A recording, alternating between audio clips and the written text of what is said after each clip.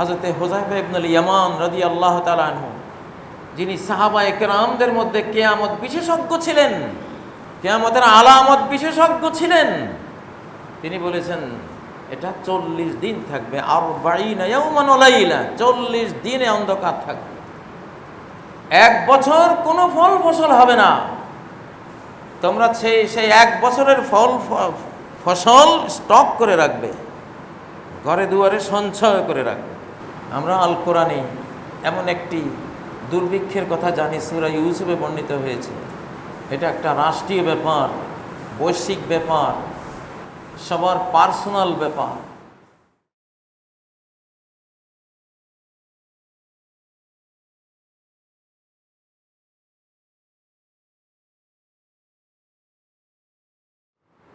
সকল প্রশংসা নিবেদন করছি আল্লাহ রাব্বুল ইজ্জত ওয়াল জালালের জন্য, যিনি আমাদেরকে শেষ জামানায় পৃথিবীর একেবারে শেষ পর্বে শেষ উম্মতের মধ্যে প্রেরণ করেছেন। আলহামদুলিল্লাহ। ইসলামের সর্বশেষ বিশ্বায়নের পটভূমিতে, ইসলামের বিশ্ববিজয়ের পটভূমিতে, মুসলিম উম্মার বিশ্ব শাসনের পটভূমিতে বিশ্বকে আরেকবার রহমত, বরকতের, নেয়ামতের চাদরে ঢেকে দেওয়ার পটভূমিতে পৃথিবী থেকে সকল জুলুম, অত্যাচার, বিশৃঙ্খলা, অশান্তি দূরীকরণের প্রেক্ষাপটে আমরা পৃথিবীতে আগমন করেছি। আলহামদুলিল্লাহ। অমাবস্যার ঘোরালো অন্ধকারেই মানুষ নবচাঁদ উদয়নের প্রত্যাশা করে, এটাই নিয়ম। আমরাও মুসলিম উম্মার সর্বশেষ গ্লোবালাইজেশন, সর্বশেষ আলামিয়া, সর্বশেষ বিশ্বায়ন, যেটা কোরআন সুন্নাহর আলোকে আমরা দেখছি, মিরাকল হবে, অলৌকিক হবে, অস্বাভাবিক হবে। সেই মিরাকল গ্লোবালাইজেশনের পটভূমিতে আমরা আছি। আলহামদুলিল্লাহ। প্রিয় বন্ধুরা, সম্মানিত মুসল্লিয়ানে কেরাম, আমি বিগত জুমাগুলিতে পৃথিবীর বর্তমান সভ্যতা বিনাশী আর নাজমুস সাকিব, মহাকাশ দিয়ে ধেয়ে আসা আল কাউকাবুল মুজান্নাব, বিলিয়ন বিলিয়ন পাথর নিয়ে আসা হয়তো একটি মহাদেশের সমান যেই গ্রহাণু ছুটে আসছে, পৃথিবীর বায়ুমণ্ডল ভেদকারী যেই গ্রহ ছুটে আসছে, সেই বিষয়ে কথা বলেছিলাম। আপনাদেরকে তখন বলেছিলাম যে মহাকাশীয় স্টেরয়েডের বিস্ফোরণে বায়ুমণ্ডল ভেদ করার সময় যেই বিষাক্ত কার্বনগুলো বিচ্ছুরিত হবে, পৃথিবীর দু তিনটি মহাদেশ আঘাত করে তলিয়ে দেওয়ার সময় যেই কার্বন নিঃসরণ হবে, যেই ধূলি ঝড় উঠবে, যে অ্যাটমিক এবং পারমাণবিক যেই ধূলি ঝড়গুলো মহাকাশে উঠবে, সেই রব্বানি ইলাহি মারের চোটে সারা পৃথিবীর বায়ুমণ্ডল 40 দিন পৃথিবীর আলো আর নিচে নামাতে পারবে না। 40টি দিন আমরা ধূম্রপুঞ্জের অন্ধকারে থাকব। ফারতাকিব ইয়াওমা তা'তিস সামাউ বিদুখানিম মুবিন। সেই কোটি কোটি স্টেরয়েড পাথরের বিস্ফোরণ সম্বলিত কার্বন, বিষাক্ত ধূম্র, অ্যাটমিক যেই মেঘমালা তৈরি হবে, যার ফলশ্রুতিতে আসবে স্পষ্ট ধূম্রপুঞ্জ, মহাকাশ ছেয়ে থাকবে। সূরা দুখানের 10 নম্বর আয়াতে আল্লাহ তাআলা সেই মহাজাগতিক দুর্ঘটনার কথা আমাদেরকে জানিয়ে বলেছেন, অপেক্ষায় থেকো। সেই মারের সময় ঘনিয়ে এসেছে, অপেক্ষায় থেকো। এবং হযরতে হুযায়ফা ইবনুল ইয়ামান রাদিয়াল্লাহু তাআলা আনহু, যিনি সাহাবায়ে কেরামদের মধ্যে কিয়ামত বিশেষজ্ঞ ছিলেন, কিয়ামতের আলামত বিশেষজ্ঞ ছিলেন, তিনি বলেছেন এটা 40 দিন থাকবে। 40 ইয়াওমান ওয়া লাইলা, 40 দিনে অন্ধকার থাকবে। 1 বছর কোনো ফল ফসল হবে না। তোমরা সেই 1 বছরের ফসল স্টক করে রাখবে, ঘরে দুয়ারে সঞ্চয় করে রাখবে। আমরা আল কোরআনে এমন একটি দুর্ভিক্ষের কথা জানি, সূরা ইউসুফে বর্ণিত হয়েছে। এটা একটা রাষ্ট্রীয় ব্যাপার, বৈশ্বিক ব্যাপার, সবার পার্সোনাল ব্যাপার। সেই 1 বছর যে কোনো খাদ্য পাওয়া যাবে না, আমরা কি করতে হবে তাহলে? আজকে সেই বিষয়ে সূরা ইউসুফের 46 থেকে 49 আয়াত পর্যন্ত আয়াতগুলো আমি পড়েছি আপনাদের সামনে, যেখানে একটা সায়েন্টিফিক বৈজ্ঞানিক ফর্মুলা দেয়া হয়েছে খাদ্য সংরক্ষণের। রাজা যখন স্বপ্নে দেখলো, মিশরের রাজা, যে আমি 7টা তাজা গরু স্বপ্নে দেখছি, আর 7টা হ্যাংলা পাতলা গরু, 7টা তাজা শীষ স্বপ্নে দেখছি, আর 7টা শীষবিহীন একেবারে জীর্ণ শীর্ণ ফসলবিহীন শীষ দেখতে পাচ্ছি। ইউসুফ আলাইহিস সালাম ব্যাখ্যা করলেন, 7টা তাজা গরু, 7টা তাজা শীষ মানে 7টা সমৃদ্ধির বছর, ফসলের বছর, ক্ষেত খামারে খুব আবাদ হবে এই বছর। আর 7টা হ্যাংলা পাতলা গরু, ফসলহীন শীষ, জীর্ণ শীর্ণ শীষ মানে 7টা দুর্ভিক্ষের বছর আসবে। রাজার এই স্বপ্ন ইউসুফ আলাইহিস সালামের ওই ব্যাখ্যায় যেমনটা তিনি বলেছিলেন, ঠিক তেমনটাই সংগঠিত হয়েছিল মিশর অঞ্চলে, মিশর ফিলিস্তিনের বৃহত্তম অঞ্চলে। কোরআনের কোনো ঘটনাই এমন নয় যে অতীতে হয়েছে আর কখনো ঘটবে না, এমন কোনো ঘটনা কোরআনে আসেই না। আল কোরআন ইউবাইয়িনুল হাদিরা ওয়াল মুস্তাকবিল ফি লিবাসিল মাদি। কোরআন অতীতের ড্রেস পরিয়ে বর্তমান বর্ণনা করে, ফিউচার ভবিষ্যৎ বর্ণনা করে। কোরআন অতীতের কোনো একটা ঘটনা আনে, দুর্যোগ মহাদুর্যোগ বর্ণনা করে, সেখানে অতীত বর্ণনা করা উদ্দেশ্য হয় না। সেই অতীত দুর্যোগ বা ঘটনা নিয়ে আসে যেই দুর্যোগের মতো দুর্যোগ বর্তমানে ঘটবে এবং ভবিষ্যতে ঘটবে। অতএব এটা একটা মূলনীতি, কোরআনিক মূলনীতি, যে কোরআন সর্বদাই অতীতের ড্রেস পরিয়ে সে বর্তমানকে বর্ণনা করে, সে ভবিষ্যৎকে বর্ণনা করে। অতএব ইউসুফ আলাইহিস সালামের সেই দুর্ভিক্ষের ঘটনা, অতীত ঘটনা বর্ণনা করে, আল্লাহ আসলে বর্ণনা করেছেন বর্তমান এবং ভবিষ্যতে যা হবে সেটা। না হলে এটা বর্ণনা করে আমাদেরকে শুনিয়ে লাভ কি? একটা লাভ তো থাকতে হবে, আমাদের একটা প্রয়োজন তো এই ঘটনায় থাকতে হবে, যার কারণে কোরআনের মতো কিতাব, রব্বুল আলামিনের কিতাবের মতো কিতাব সেই ঘটনা বর্ণনা করবে। কেন বর্ণনা করবে?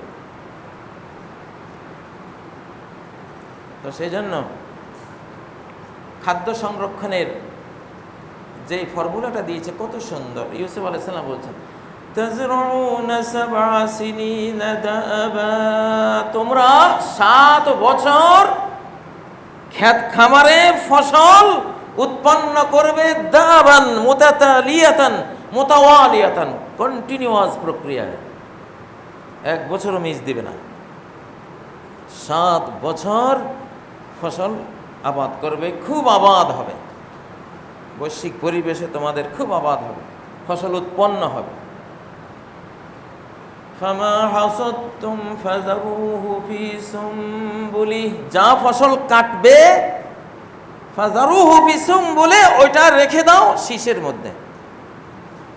ধানগুলো ধানের ছড়ার মধ্যে, শীষের মধ্যে রেখে দিবে, গমগুলো গমের শীষ বা ছড়ার মধ্যে রেখে দেবে, ভুট্টা জব সেগুলোর ছড়া বা শীষের মধ্যে রেখে দেবে। যত ফসল উৎপন্ন করবে শীষ থেকে ছড়া থেকে ছাড়িয়ে নিও না, ছড়া সহ শীষ সহ সংরক্ষণ করতে হবে। এখানে বিশাল বৈজ্ঞানিক গবেষণার বিষয় রয়েছে।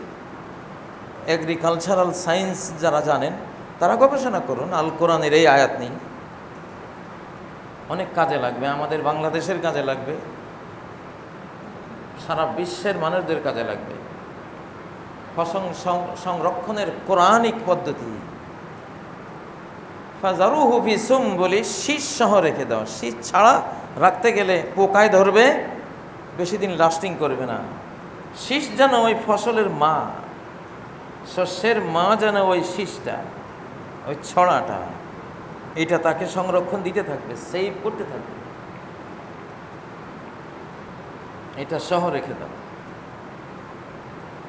ইল্লা কলিলাম মিম্মা তাকুলুন, তবে সামান্য পরিমাণ ফসল রেখে দিও, সেটা শীষে রাখার দরকার নেই, শীষ ছাড়িয়ে নিও, যেগুলো তোমরা এবছর খাবে। এবছর যা খাবে সেই ফসলগুলো, শস্যগুলো শীষ থেকে ছাড়িয়ে নাও। কত সুন্দর কথা! কোরআন এক বিস্ময়কর কিতাব, বিস্ময়কর গ্রন্থ। যেই জ্ঞান বিজ্ঞানের জন্য হাত বাড়াবেন সে আপনাকে ভরপুর জ্ঞান দিয়ে দেবে। হাজার বছরের বিলিয়ন বিলিয়ন ডলার খরচ করে যেই গবেষণা করে যে ফল পাবেন, বিনা পয়সায় সে ফল জানিয়ে দেবে আপনাকে, সে রেজাল্ট দিয়ে দেবে। এটা হলো কোরআন। ثم يأتي من بعد ذلك سبع شداد, এই স্বপ্নের ব্যাখ্যায় আসছে যে এরপরে 60টি বছর আসবে কঠিন দুর্ভিক্ষময়। ইয়াকুল্লামা কদ্দামতুম লাহুন, ওই 60টি দুর্ভিক্ষের বছরের জন্য সমৃদ্ধির 7 বছরে তোমরা যা স্টক করে রাখবে, সঞ্চয় করে রাখবে, ওই 7 বছর অতীতের 7 বছরের সকল অর্জন খেয়ে ফেলবে,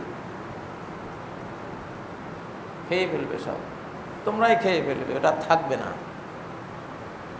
ইল্লা কলিলাম মিম্মা তুহসিনুন, শুধু যেটুকু বীজ সংরক্ষণ করে রাখবে ওইটা থাকবে, ওটা খেতে হবে না। ওইটুকু পর্যন্ত দুর্ভিক্ষ এতটা ডিপলি ঢুকবে না যে বীজও খেয়ে ফেলতে হবে, বীজটা রাখতে পারবে, বীজ রেখে দিও। দুনিয়ার শয়তানরা তো এখন বীজও নষ্ট করে দিয়েছে, এখন আর ফসল রেখে যে বীজ আগামী বছরের জন্য ব্যবহার করব সেই যোগ্যতাও ফসলে আর রাখেনি। দুনিয়াটাকে গজব করে দিয়েছে ইবলিসরা, মানুষ ইবলিস আর জিন ইবলিসরা।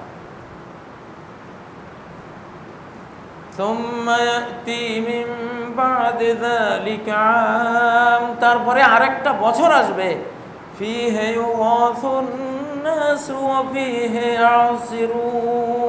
ওই বছরে মানুষকে আবার বৃষ্টি দেওয়া হবে, আবার তারা আঙ্গুর ফল ফসল ফলাবে,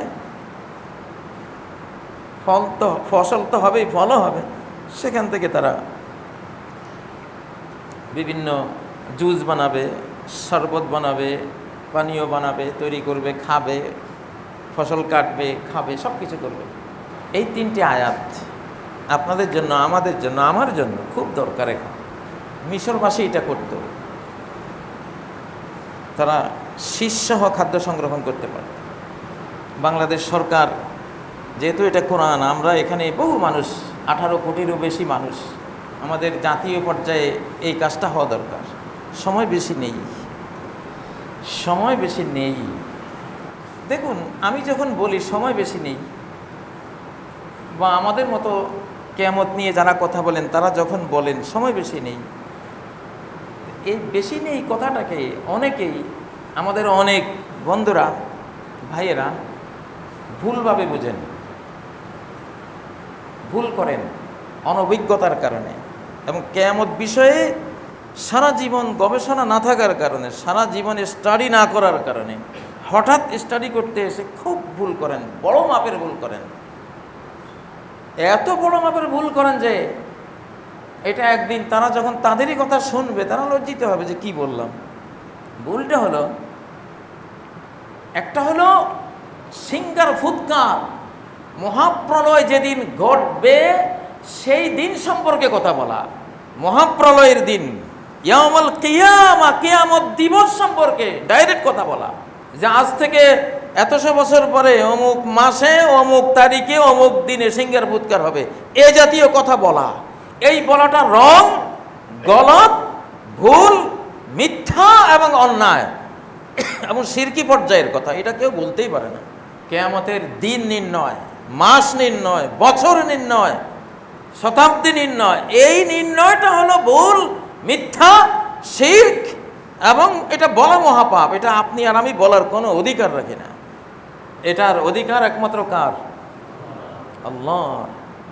লা ইউজাল্লিহা লিওয়াক্তিহা ইল্লা হু, সময় মতো এটাকে প্রকাশ করার আর কেউ নেই আল্লাহ ছাড়া। লা তা'তিকুম ইল্লা বাগতাহ, তোমাদের কাছে আসবে সেটা হঠাৎ, বুঝতেই পারবে না। সিঙ্গার ফুৎকারের কালে যারা থাকবে সব আবু জাহেল, ফেরাউন, নমরুদ, ওরা বুঝবে কোত্থেকে? ওই সময় তো কোনো ইমানদার থাকবেই না, এই জন্য হঠাৎ আসবে। তখন কিয়ামত সম্পর্কে জানার একটা লোকও পৃথিবীতে নাই, সব মুশরিক, কাফের, বেঈমান, আল্লাহদ্রোহী, কোরআন নাই, হাদিস নাই, ওরা বুঝবে কোথায়?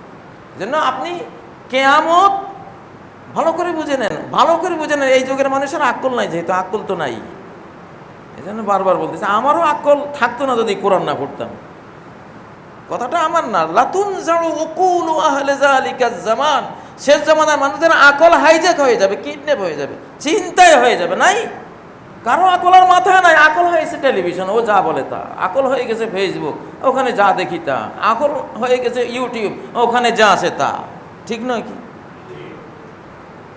আমাদের তো ব্রেন নেই, এই জন্য বারবার বলতেছি ভালো করে বুঝেন যে ইয়াউমুল কিয়ামা, সিঙ্গার ফুৎকার, মহাপ্রলয় যেদিন হবে, আকাশ ভেঙে পড়বে, জমিন তুলুধুনো হয়ে উড়ে যাবে, পাহাড় ধ্বনিত রুইয়ের মতো উড়ে পুড়ে যাবে, সাগরে আগুন ধরে যাবে, মানে পৃথিবী শেষ, পৃথিবীটাই শেষ, আকাশ শেষ, গ্রহ তারা খসে পড়বে। ইজা সামাউন ফাতারাত, ওই দিন, কোন মাস, কোন বছর, কখন হবে এইটা বলার অধিকার আমাদের কারণে। এই সম্পর্কে, এই দিন সম্পর্কে, কিয়ামত মহাপ্রলয় দিন সম্পর্কে যখন হাদিসে জিব্রাইল, বিখ্যাত হাদিসে জিব্রাইল, সহিহ মুসলিমের 7 নম্বর 8 নম্বর অনেক হাদিস তিনি এই সংক্রান্ত বর্ণনা করেছেন, বিভিন্ন সনদে ওই হাদিসটি বর্ণনা করেছেন।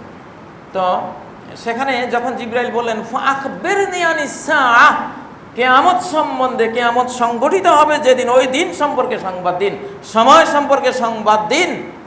নবীজি কি বললেন? মাল মাসউলু আনহা বিআলামা মিনাস সাইল, মহাপ্রলয় দিবস, ইয়াউমুল কিয়ামা, কিয়ামত কখন হবে, মাতা কোন টাইমে হবে, কোন সময়ে সংগঠিত হবে, এই সময় সম্পর্কে জিজ্ঞাসিত ব্যক্তিও জানে না, জিজ্ঞাসাকারীও জানে না। এটা এক জিনিস। কিয়ামত দিবস সম্পর্কে আপনি কিছু বলতে পারবেন না। আমি আমার জীবনে কিয়ামত দিবস সম্বন্ধে একটি উক্তিও করিনি, কখনো করিনি, প্রশ্নই আসে না। কেন উক্তি করবো? এই দিবসটা আল্লাহর কাছে, এটা এর জ্ঞান আমাদের কাছে না। এটা নিয়ে আপনি উক্তি করতে পারেন। ভুলটা এখানে হয়, বিশ্বে স্কলাররা যারা কিয়ামত নিয়ে কথা বলে, এরা কেউই সিঙ্গার ফুৎকার অমুক তারিখে হবে, অমুক মাসে হবে, অমুক বছর হবে, কেউই বলে না। আমিও বলি না, জীবনেও না, মুখে খুলি না এটা নিয়ে। এটা মুখ খোলার অধিকারও নেই। মুখ খুলেছি কি নিয়ে আমরা? আলামাতুস সাআহ, আলামাতুল কিয়ামা, কিয়ামতের আলামত নিয়ে মুখ খুলেছি, কিয়ামতের আশরাত নিয়ে মুখ খুলেছি, কিয়ামতের সিম্পটম নিয়ে মুখ খুলেছি, কিয়ামতের লক্ষণ নিয়ে মুখ খুলেছি। সূর্য পশ্চিম থেকে উঠবে, দাজ্জাল আসবে, দুখান আসবে, ধোঁয়া আসবে, মাহদী আসবেন, অ্যাস্টেরয়েডের আক্রমণ আসবে, সমাজে এমন হবে যে ঘরে ঘরে গান বাদ্য বাজনা হবে, নারীরা সন্ত্রাসী হয়ে যাবে, পুরুষদের কর্তৃত্ব নারীদের হাতে ট্রান্সফার হয়ে যাবে। এই যে আলামত, এগুলি নিয়ে আমরা কথা বলি। এগুলি এক জিনিস, কিয়ামত দিবসের নির্ণয় আরেক জিনিস, টোটাল ভিন্ন জিনিস। 2019, 20, 21 সাল থেকে ইমাম মাহদির সম্ভাবনাময় তারিখ অনেকে বলেছেন, আমরাও বলেছি, আমিও বলেছি। সম্ভাবনাময় হতে পারে, নাও হতে পারে। এত বছরের মধ্যে দাজ্জাল এসে যেতে পারে, নাও আসতে পারে, আরও দেরি হতে পারে। এই জাতীয় কথাগুলি আমরা বলি, এগুলি একটাও কেয়ামত না, কেয়ামতের আলামত। আপনি কেয়ামতের আলামত নিয়ে সারাদিন বক্তব্য দিতে পারেন, আপনার ব্যক্তিগত অবজারভেশন দিতে পারেন, এটা এমন টাইমে হয়ে যেতে পারে। আলামত, কেয়ামতের আলামত নিয়ে আপনি হাজার বক্তব্য দেন, এটা শরীয়তের খেলাফ না। আপনি যখনই কেয়ামত নিয়ে বক্তব্য দেবেন যে কেয়ামত দিবস, অমুক দিবস, সেইটা হবে শরীয়তের খেলাফ। আপনি লক্ষণ, আলামত, পূর্বাভাস নিয়ে কথা বলেন, সারা বছরই বলেন। এই বলা তো নবীজি নিজেই বলেছেন। আমরা ভুল করি কোথায়? আমরা হাদিসে জিবরাইলের একটা পার্ট শুধু বলি, যে নবীজিকে প্রশ্ন করা হয়েছে যে কিয়ামত কবে হবে, কোন সময় হবে, তিনি বলেছেন এটা আমিও জানি না, তুমিও জানো না, জিজ্ঞাসাকারীও জানে না, জিজ্ঞাসাইতে জান, বাস শেষ। আরে বাবা, এটা তো অন্য বিষয়, এটা নিয়ে কে কথা বলে? এটা নিয়ে কে কথা বলে? এটা নিয়ে তো কারো কথাই নেই। কথা হলো কিয়ামতের আলামত নিয়ে, কথা হলো মাহাদি নিয়া, দাজ্জাল নিয়া, ঈসা আলাইহিস সালাম নিয়া, ধূম্রপুঞ্জ নিয়া, স্ট্রয়েড নিয়া, বিশ্বের 3 মহাদেশ তলিয়ে যাবে এটা নিয়ে, আগুন আসবে এটা নিয়ে, এগুলো তো সব আসাত ও সা, এগুলি তো কিয়ামত না, কিয়ামতের আলামত। আরে আলামত সম্বন্ধে নবীজি বলেছেন, ওয়ালাকিন সাউখবিরুকা আন আশরাতিহা, আমি কিয়ামত সম্বন্ধে কোনো উক্তি করব না, কিয়ামতের আলামত সম্পর্কে আমি তোমাকে সংবাদ দেব, তোমাকে বলবো। আল্লাহ নবী স্বয়ং বলেছেন, যে নবী বলেছেন কিয়ামত সম্বন্ধে কিছুই জানি না, তুমিও জানো না, আমিও না, কোনো জিজ্ঞাসাকারীও জানে না, কোনো জিজ্ঞাসিত ব্যক্তিও জানে না। কিয়ামত সম্বন্ধে যে নবীর এই কথা, সেই নবী আবার কিয়ামতের আলামত সম্বন্ধে বলেছেন সাউখবিরুকা আন আশরাতিহা, এর আলামত, আশরাত, লক্ষণ, পূর্বাভাস, সিমটম আমি তোমাকে ভরা বলতে থাকবো। এখন অনভিজ্ঞ বন্ধুরা একসাথে করে বলছে, আরে বাবারে, সারা জীবনে তো আমরা বক্তব্য দিয়েছি কিয়ামতের আলামত নিয়ে, কিয়ামত নিয়ে কবে বললাম? ঘিলু তো নাই, ডিপলি ঢুকার সেই ব্রেইন তো নাই। ছট করে একটা কথা শুনে মন্তব্য,